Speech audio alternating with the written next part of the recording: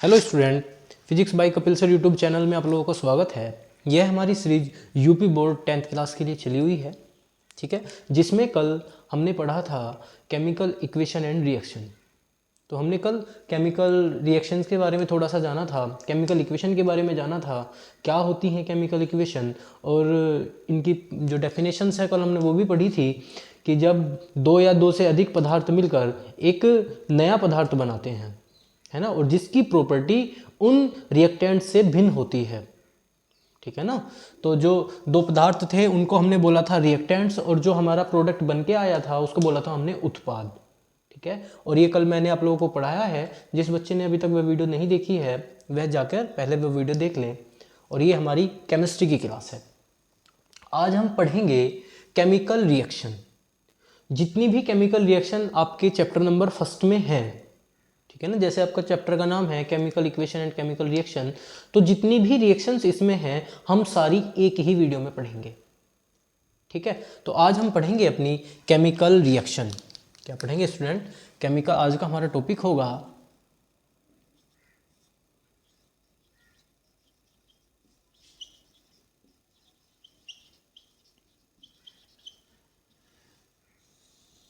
जितनी भी हमारी केमिकल रिएक्शन होंगी हम उनको सारी को आज पढ़ेंगे।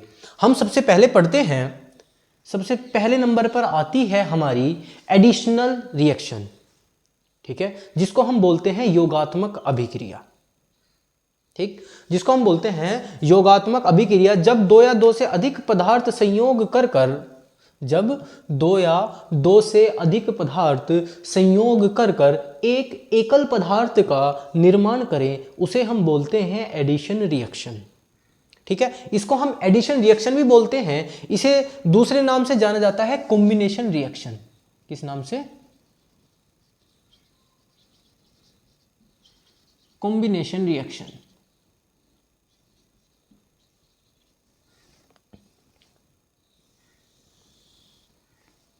जब दो पदार्थ मिलते हैं, दो सब्सटेंस जब आपस में मिलते हैं और वो एक प्रोडक्ट का निर्माण कर दें, वो एक प्रोडक्ट का निर्माण कर दें, तो ऐसी अभिक्रिया क्या कहलाती है हमारी? जिसको हम बोलते हैं योगात्मक अभिक्रिया। और इस योगात्मक अभिक्रिया को ही हम बोलते हैं दूसरे नाम से संयोजन अभिक्रिया, जिसे हम बोलते हैं कॉम्बिनेशन रिएक्शन, या इसका एक नाम और है कॉम्प्लीटेशन रिएक्शन, जिसको हम बोलते हैं संकलन अभिक्रिया। क्या बोलते हैं? संकलन अभिक्रिया। COMBNATN कॉम्बिनेशन रिएक्शन, और दूसरी है इसकी PLITION कॉम्प्लिकेशन रिएक्शन। ये इसको 3 नामों से जाना जाता है। जो हमारी एडिशन रिएक्शन है उसको हम इन 3 नामों से जानते हैं, ठीक है। सबसे पहले लिखेंगे हम इसकी डेफिनेशन। डेफिनेशन होती है जब दो या दो से अधिक पदार्थों को संयोग कर कर जब दो या दो से अधिक पदार्थों का संयोग करके एक एकल पदार्थ, है ना, संयोग करके एकल पदार्थ का निर्माण करते हैं। एकल पदार्थ का निर्माण किया जाता है, निर्माण करते हैं। तो ऐसी अभिक्रिया को हम क्या कहते हैं? योगात्मक अभिक्रिया, या संयोजन अभिक्रिया, या संकलन अभिक्रिया, ठीक है। ऐसी 3 नामों से आपके एग्जाम में योगात्मक अभिक्रिया के नाम से भी पूछ लिया जाएगा। इसे हम क्या कहते हैं? योगात्मक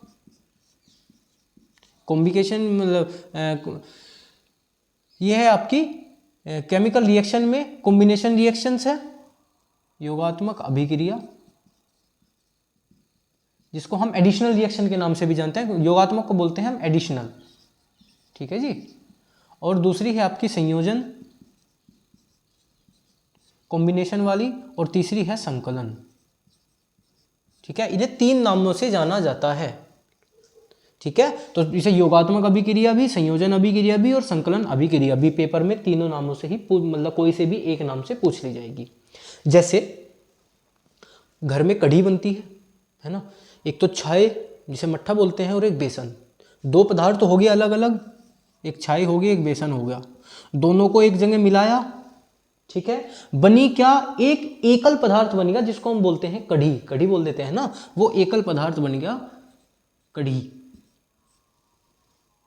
ठीक है। तो ये जो दो पदार्थ हमें मिले हैं, ये दो सब्सटेंस हैं, सब्सटेंस ए बोल दो, सब्सटेंस बी बोल दो, इनको बोलते हैं हम रिएक्टेंट्स। क्या बोलते हैं? रिएक्टेंट्स या अभिकारक। अभिक्रिया करने वाले जो सब्सटेंस होते हैं उनको हम रिएक्टेंट्स बोलते हैं, ठीक है। तो ये अभिक्रिया हमारी क्या कहलाएगी? योगात्मक अभिक्रिया। यहां तक किसी को कोई डाउट है ना? जैसे हम अगर कैल्शियम ऑक्साइड ले लें CaO और इसकी अभिक्रिया करा दें हम जल से, कहाँ से करा दें स्टूडेंट? जल से, तो हमें मिलता क्या है? CaOH की होल ट्वाइस, CaOH की होल ट्वाइस प्लस, देखो CaOH की होल ट्वाइस ये है, तो यहां क्या मिलेगी? हीट, उष्मा। दो सब्सटेंस हैं, एक ये है एक ये है, हमें इन दोनों के कॉम्बिनेशन से एक ही तो मिला, इसको हम बोलते हैं कैल्शियम ऑक्साइड और ये वाटर, ठीक है जी, और इसको हम बोलते हैं कैल्शियम हाइड्रोक्साइड।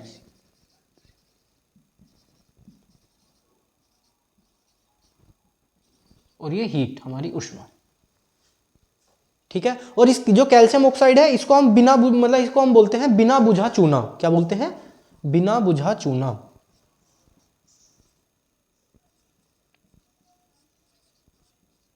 और ये क्या होता है? बुझा हुआ चूना।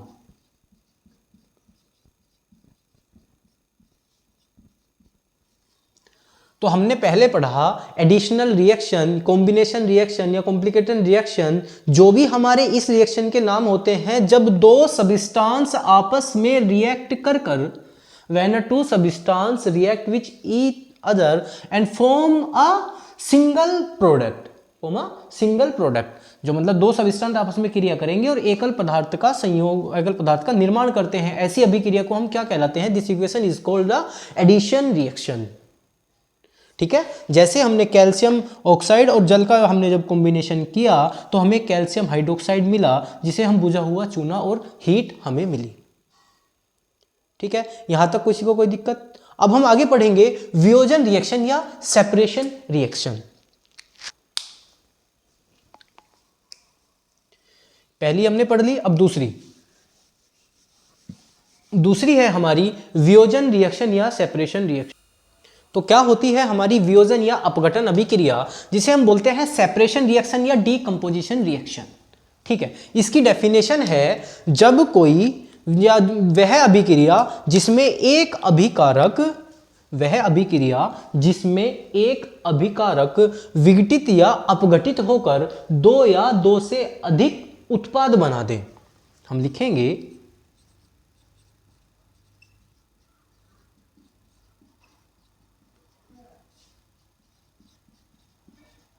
जिसमें कोई अभिकारक विघटित या अपघटित होकर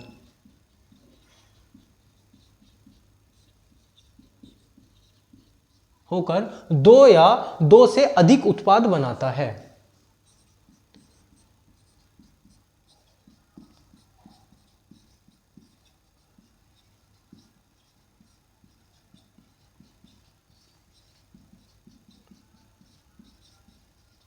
ठीक है जी। कोई अभिकारक को क्या बोलेंगे हम? रिएक्टेंट्स। विघटित को बोलेंगे हम डाई इंटीग्रेटेड, है ना, डाई इंटीग्रेटेड। और अपघटित को बोलेंगे डीकंपोज, इसको बोलते हैं हम डीकंपोज, इसको बोलते हैं विघटित को डाई इंटीग्रेटेड,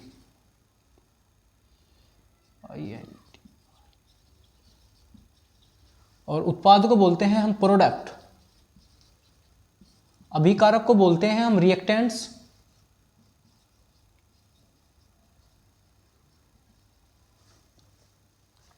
तो सेपरेशन रिएक्शन क्या होती है? वह रिएक्शन या वह अभिक्रिया जिसमें कोई रिएक्टेंट्स डिकम्पोज होकर या डाइंटीग्रेटेड होकर दो या दो से अधिक उत्पाद बनाता है, ऐसी अभिक्रिया को कहते हैं हम वियोजन अभिक्रिया। ठीक है जी। जैसे आपने कभी देखा होगा, जब आप गर्मियों के दिनों में दूध रख देते हैं, ठीक है, दूध फट गया जी, है ना, तो क्या या तो खीस बना लो या पनीर बना लो, आपके हाथ में है। आप पनीर भी उससे बना सकते हो, आप उससे खीस भी बना सकते हो। तो ये जो अभिक्रिया आपकी हुई, एक अभिकारक था, वो अपघटित हुआ, डिकम्पोज हुआ, और डिकम्पोज होने के बाद दो पदार्थ बनने की संभावना है, दो पदार्थ हमें प्राप्त हुए। ठीक है, एग्जैक्ट मैंने आपको एक एग्जांपल दिया है, जैसे हम बना लेते हैं ना, कभी खीस पनीर भी बना लेते हैं और कभी खीस भी बना लेते हैं ना, तो वो एक तरीका है। तो वह अभिक्रिया जिसमें कोई अभिकारक विघटित होकर दो या दो से अधिक उत्पाद बना लेता है। अब जो ये अभिक्रिया है हमारी, ये तीन तरह की होती है, तीन तरह की होती है, जिसमें हम, इसके बाद आती है एक ऊष्मीय वियोजन, वियोजन अभिक्रिया होगी। इसके बाद आती है, अभी इसमें बता देते हैं, ऊष्मीय वियोजन, इसमें पढ़ेंगे एक हम ऊष्मीय वियोजन। ठीक है, उसमें वियोजन थर्मल सेपरेशन जो अभिक्रिया हमारी होती है, उसमें वियोजन को हम बोलते हैं थर्मल डिकम्पोजिशन।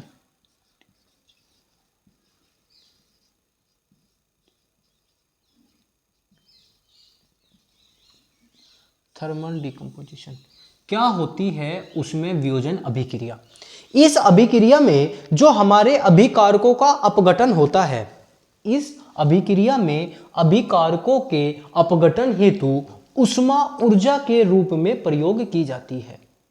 तो हम इसमें लिखेंगे, इस अभिक्रिया में अपघटन हेतु, अपघटन के लिए ऊष्मा के रूप में ऊर्जा का उपयोग करते हैं।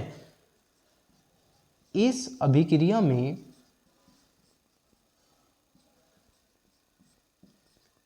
अभिकारकों के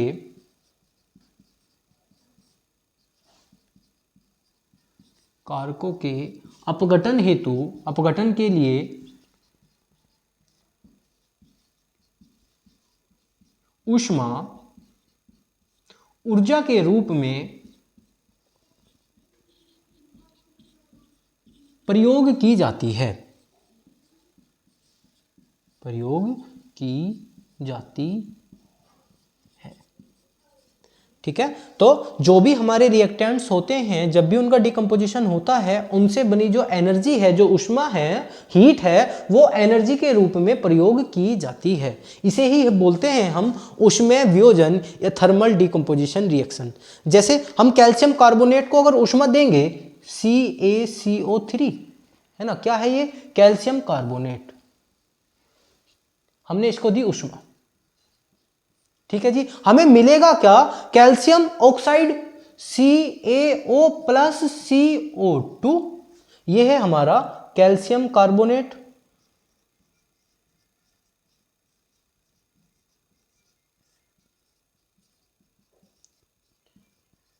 ठीक है जी, और यह है हमारा कैल्शियम ऑक्साइड,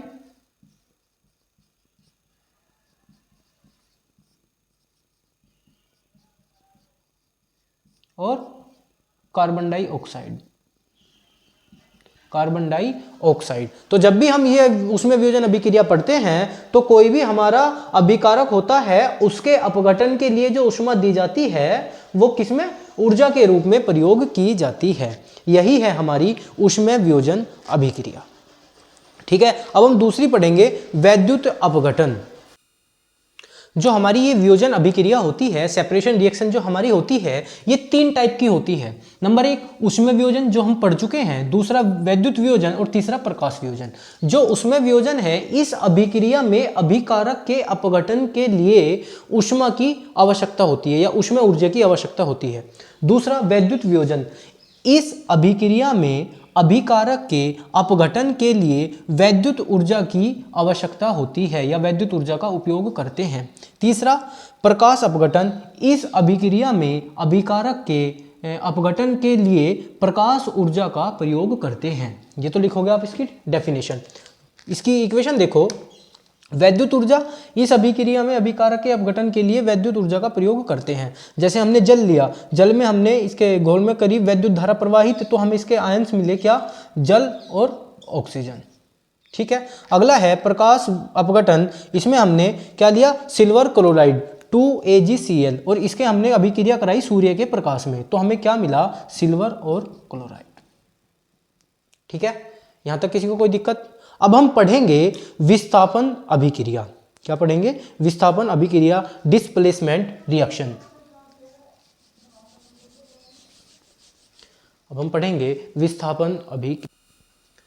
अगली हमारी अभिक्रिया है विस्थापन अभिक्रिया, जिसको हम बोलते हैं डिस्प्लेसमेंट रिएक्शन।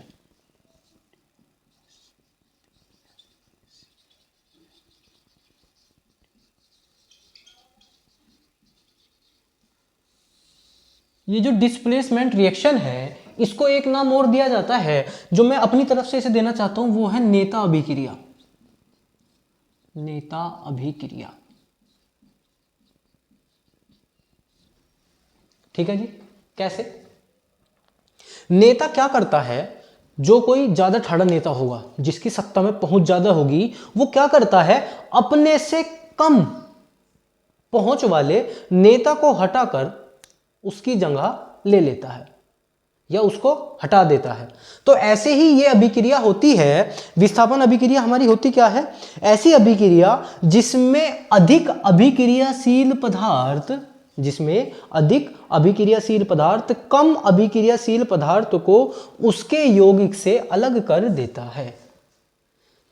वह अभिक्रिया जिसमें अधिक अभिक्रियाशील पदार्थ कम अभिक्रियाशील पदार्थ को उसके यौगिक से अलग कर देता है। यही काम होता है नेताओं का। जिसकी सत्ता में पहुंच ज्यादा होगी, वो अपने से कम पहुंच वाले नेता को या व्यक्ति को, नेता को नहीं, व्यक्ति को, भाई पहुंच कौन दिखाता है, जिसकी सत्ता में पहुंच है वो दिखा रहा है, और किसको परेशान कर रहा है, आम जनता को, तो उन्हें उनके यौगिक से अलग कर देता है।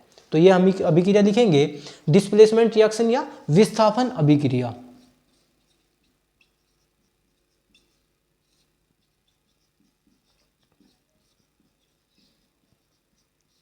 वह अभिक्रिया जिसमें अधिक अभिक्रियाशील पदार्थ, ऐसी अभिक्रिया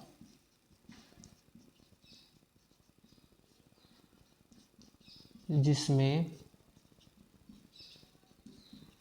अधिक अभिक्रिया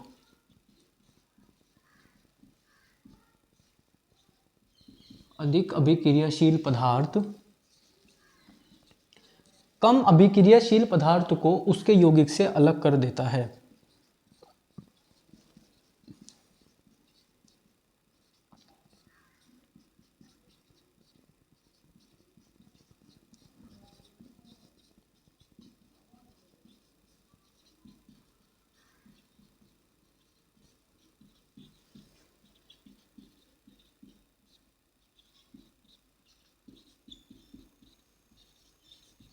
ऐसी अभिक्रिया क्या कहलाती है, विस्थापन अभिक्रिया। ठीक है ना। जैसे जब हम लोहे को कॉपर सल्फेट के साथ, लोहे का FeCuSO4 के साथ हम इसकी अभिक्रिया कराते हैं, तो हमें क्या मिलता है, FeSO4 प्लस, देखो ये तो Fe को क्या बोलेंगे हम, लोहा, और इसको बोलेंगे कॉपर सल्फेट, और हमें मिलेगा FeSO4 बचा क्या, Cu, तो इसे बोलते हैं हम लोहा, इसे बोलते हैं कॉपर सल्फेट, इसे क्या बोलते हैं हम, फेरिक सल्फेट या फेरल सल्फेट।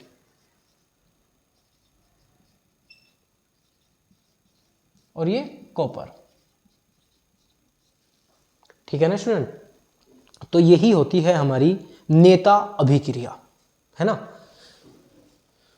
अधिक अभिक्रियाशील यौगिक कम अभिक्रियाशील यौगिक को, पदार्थ को उसके यौगिक से कर दे अलग।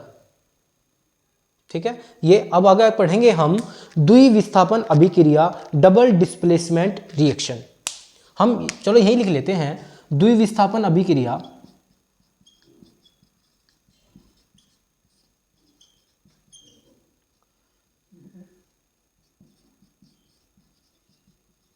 डबल डिस्प्लेसमेंट रिएक्शन क्या होती है? इसको तो नाम देता हूं मैं नेता अभिक्रिया, इसको नाम देता हूं मैं डिबेट अभिक्रिया,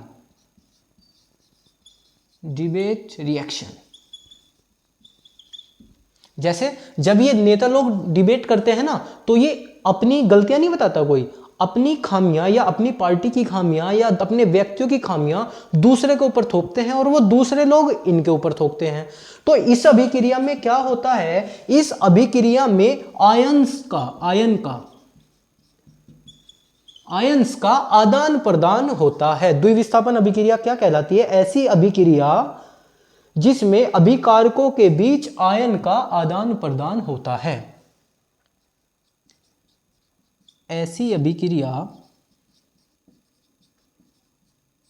जिसमें अभिकारकों के बीच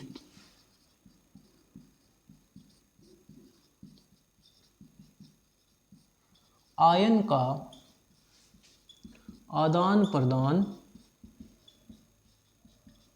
होता है। तो जो हमारे रिएक्टेंट्स हैं वो आपस में आयंस का इंटरचेंज करते हैं और ऐसी अभिक्रिया को ही हम कहते हैं क्या? द्विविस्थापन अभिक्रिया। ठीक है जी, द्विविस्थापन अभिक्रिया मतलब डबल डिस्प्लेसमेंट रिएक्शन। जैसे हम सोडियम सल्फेट की अभिक्रिया बेरियम क्लोराइड से कर दें, लिख देते हैं, अगर हम सोडियम सल्फेट क्या होता है Na2SO4 और बेरियम सल्फेट BaSO4, ठीक है, इसको हम बोलते हैं सोडियम सल्फेट, इसको बेरियम सल्फेट। तो हमें मिलता क्या है? BaSO4 और एक NaCl नहीं, जब हम इसे बोलते हैं हम सोडियम बेरियम क्लोराइड से कर दें। ठीक है जी, देखो NaSO4 इसे बोलेंगे हम सोडियम सल्फेट और इसे हम बोलेंगे बेरियम क्लोराइड। ठीक है, इसे बोलेंगे हम क्या? सोडियम सल्फेट, इसे बोलेंगे हम बेरियम क्लोराइड।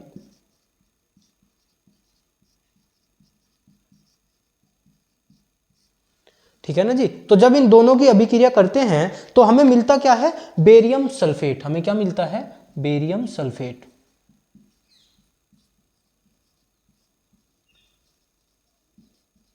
और NaCl, सोडियम क्लोराइड। और जो ये बेरियम सल्फेट है ये हमें एक अवक्षेप के रूप में प्राप्त होता है। वो भी कैसे अवक्षेप के रूप में? सफेद अवक्षेप के रूप में, है ना। तो इनके बीच क्या हुआ? आयंस का आदान प्रदान। ठीक है, और देखो यह अब हमें कैसा प्राप्त होता है? सफेद अवक्षेप। तो इस अवक्षेप प्राप्त होने के कारण इस द्विविस्थापन अभिक्रिया डबल डिस्प्लेसमेंट रिएक्शन को हम दूसरा नाम क्या देते हैं? अवक्षेपण अभिक्रिया।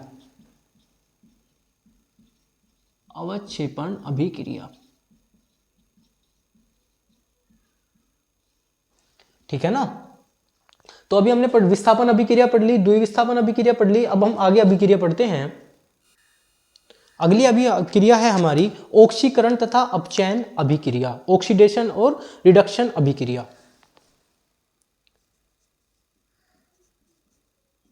ऑक्सीकरण तथा अपचयन क्या होती है? ऑक्सीकरण अभिक्रिया और क्या होती है अपचयन? ऑक्सीकरण को बोलते हैं हम ऑक्सीडेशन और इसको बोलते हैं हम रिडक्शन अभिक्रिया। ठीक है, ऑक्सीकरण अभिक्रिया वह अभिक्रिया होती है जिसमें ऑक्सीजन का तो हो योग, O2 का होता है क्या? योग, और हाइड्रोजन का क्या होता है? हाश, हाइड्रोजन की कमी। तो ऐसी अभिक्रिया जिसमें ऑक्सीजन का तो योग या हाइड्रोजन की कमी, ऑक्सीजन का योग हो या हाइड्रोजन की कमी हो, ऐसी अभिक्रिया को हम क्या बोलते हैं? ऑक्सीकरण अभिक्रिया। हम इसकी पूरी डेफिनेशन लिखेंगे तो लिखेंगे वह अभिक्रिया जिसमें पदार्थ में ऑक्सीकरण का योग या हाइड्रोजन का ह्रास होता है, ऐसी अभिक्रिया को बोलते हैं हम ऑक्सीकरण अभिक्रिया। जैसे हमने ले लिया 2Cu+O2, ठीक है, कॉपर और ऑक्सीजन का हमने संयोग कराया तो हमें क्या मिलता है? 2Cu। 2CuO, है ना। कॉपर और ऑक्सीजन, ऑक्सीजन का तो योग हो और हाइड्रोजन का हो जाए हाश, तो ऐसी अभिक्रिया क्या कहलाती है हमारी, और ये बनता क्या है, कॉपर ऑक्साइड, कॉपर ऑक्साइड। यहां तक किसी को कोई दिक्कत। अब अपचयन अभिक्रिया, ऐसी अभिक्रिया जिसमें ऑक्सीजन का तो हास्य हो या हाइड्रोजन का योग हो, ऐसी अभिक्रिया को हम क्या कहते हैं, अपचयन अभिक्रिया। जैसे CuO क्या है हमारा, ये कॉपर ऑक्साइड, ठीक है, और इसमें हाइड्रोजन का योग हुआ, तो हमें क्या मिलेगा, एक तो जल H2O और Cu। बताओ यहां तक कोई दिक्कत। और ये अभिक्रिया है ना हीट पे, गर्म करने पर, तो ऐसी अभिक्रिया जिसमें ऑक्सीजन का योग होगा तो ऑक्सीकरण या हाइड्रोजन का ह्रास होगा, या ऐसी अभिक्रिया जिसमें हाइड्रोजन का ह्रास होगा और हाइड्रोजन का योग होगा और ऑक्सीजन का ह्रास होगा, ऐसी को बोलेंगे हम रिडक्शन अभिक्रिया, इसे बोलेंगे ऑक्सीडेशन अभिक्रिया। यहां तक किसी को कोई दिक्कत। अब आगे आती है हमारी रेडॉक्स अभिक्रियाएं। क्या आती हैं, रेडॉक्स अभिक्रिया क्या होती है। अगली अभिक्रिया है हमारी रेडॉक्स अभिक्रिया। रेडॉक्स अभिक्रिया क्या होती है, वह अभिक्रिया जिसमें एक अभिकारक का तो ऑक्सीकरण हो और एक अभिकारक का हो अपचयन। ऐसी अभिक्रिया जिसमें एक अभिकारक का क्या हो, ऑक्सीकरण, और दूसरे अभिकारक का क्या हो, अपचयन। कहने का मतलब यह है, ऑक्सीकरण में क्या होगा, ऑक्सीजन तो बढ़ेगी लेकिन या हाइड्रोजन का ह्रास होगा। इसमें क्या होगा, हाइड्रोजन का तो बढ़ेगा और या ऑक्सीजन का ह्रास होगा, ठीक है। जिसमें ऑक्सीजन बढ़ रही है वो ऑक्सीकरण, और जिसमें ऑक्सीजन घट रही है वो क्या है, अपचयन अभिक्रिया। तो हम वही अभिक्रिया लिखेंगे, पहले वाली C2Cu,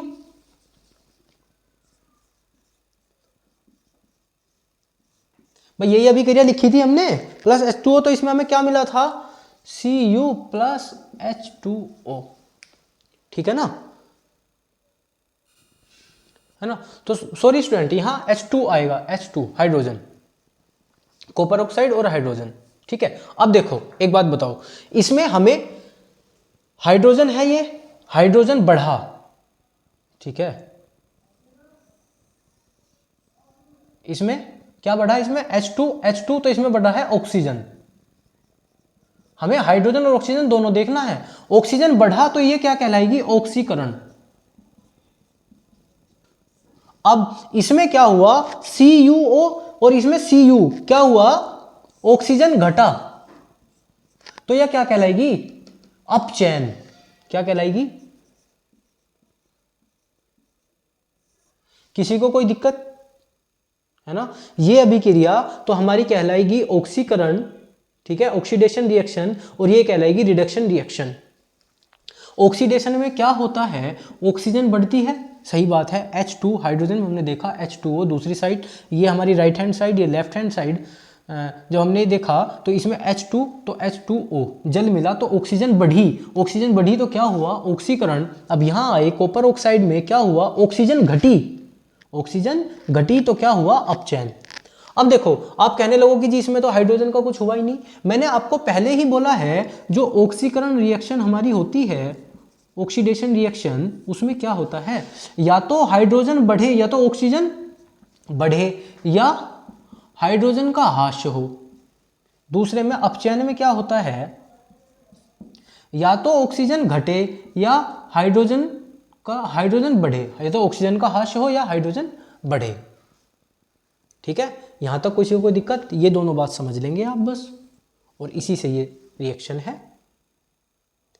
तो क्या होती है ऑक्सीडेशन रिडक्शन अभिक्रिया रिएक्शन हमारी, कि वह अभिक्रिया जिसमें एक अभिकारक का ऑक्सीकरण हो तथा दूसरे अभिकारक का अपचयन हो, तो ऐसी अभिक्रिया को कहते हैं हम रिडॉक्स अभिक्रियाएं, ठीक है। अब हमारी अगली अभिक्रिया है एक्सोथर्मल। उष्मा शोषी और उष्मा क्षेपी 2 अभिक्रियाएं हमारी और बची हैं, उनको और पढ़ते हैं हम। इसके बाद हमारी 2 रिएक्शन बचती हैं, उष्मा क्षेपी अभिक्रिया और उष्मा शोषी अभिक्रिया, जिसे बोलते हैं हम एक्सोथर्मिक रिएक्शन, इसको एंडोथर्मिक रिएक्शन। तो क्या होती है उष्मा क्षेपी अभिक्रिया? ऐसी रासायनिक अभिक्रिया जिसमें क्रिया के बाद उष्मा उत्पन्न होती है। जो भी हमारी क्रिया हुई, यहां आप लिखोगे ऐसी रासायनिक अभिक्रिया जिसमें क्रिया के बाद क्या होती है, उष्मा उत्पन्न होती है। और इसमें क्या होती है, क्रिया के बाद उष्मा उत्पन्न नहीं होती, उष्मा का क्या हो जाता है, शोषण हो जाता है। तो ऐसी इसमें क्रिया के बाद उष्मा उत्पन्न होती है, इसमें उष्मा उत्पन्न नहीं होती या उष्मा का शोषण हो जाता है।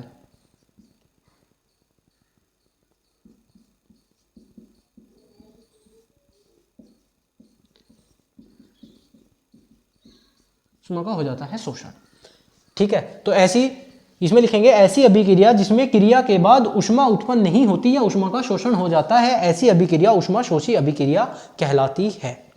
जब हम इसमें क्या करते हैं, मेथेन की अभिक्रिया हम ऑक्सीजन के साथ कराते हैं। मेथेन हमारा क्या होता है, CH4 और ऑक्सीजन O2। हमें क्या मिलता है, अगर हम इसको बैलेंस इक्वेशन करेंगे तो यहाँ 2 और हमें मिलेगा, एक तो मिल जाएगा CO2 और एक H2O, CO2 प्लस H2O, और कुछ ना कुछ उष्मा उत्पन्न होगी। ठीक है, बैलेंसिंग रिएक्शन करने के बाद, क्योंकि O2 2 H2O। ठीक है, यहां तक किसी को ये तो होगी उष्मा। तो हमने मेथेन की अभिक्रिया करी, ये तो है हमारा मेथेन और ये क्या है हमारा ऑक्सीजन, कार्बन डाइऑक्साइड और जल, ये हमें उष्मा प्राप्त हुई अभिक्रिया के बाद। इसमें क्या होता है, अभिक्रिया के बाद उष्मा प्राप्त नहीं होती। इसमें हम करेंगे मर्क्यूरिक ऑक्साइड के साथ, मर्क्यूरिक ऑक्साइड है हमारा HgO, लो जी उष्मा, क्योंकि अभिक्रिया के बाद कोई उष्मा उत्पन्न नहीं होती, तो इसमें हमें मिलता है Hg, देख Hg और क्या मिलेगा O2, ऑक्सीजन। अब देखो Hg के यहाँ कितने, O के कितने 2, यहाँ कर देंगे हम 2, और जब Hg के 2 हो गए, यहाँ O के 2 हो गए, तो यहाँ भी हम लगा देंगे 2। इसे बोलते हैं हम मर्क्यूरिक ऑक्साइड, इसे बोलते हैं मरकरी, इसे बोलते हैं ऑक्सीजन। ठीक है, तो ये वह अभिक्रिया है जिसमें अभिक्रिया के बाद उष्मा उत्पन्न नहीं होती या उष्मा का शोषण कर लिया जाता है। तो जब हम मर्क्यूरिक ऑक्साइड को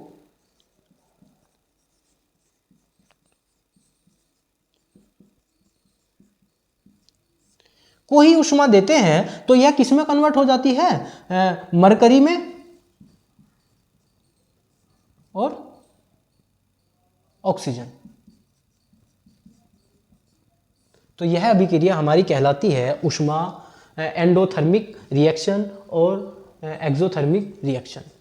तो हमारी जितनी भी केमिस्ट्री के चैप्टर नंबर 1 में जितनी भी हमारी इक्वेशन थी, ये सारी इक्वेशन हमने एक ही वीडियो में कवर कर ली हैं। स्टूडेंट, आपको वीडियो कैसी लगी कमेंट जरूर करके बताएं, और वीडियो को लाइक करें, शेयर करें और चैनल को सब्सक्राइब करें। Thank you student.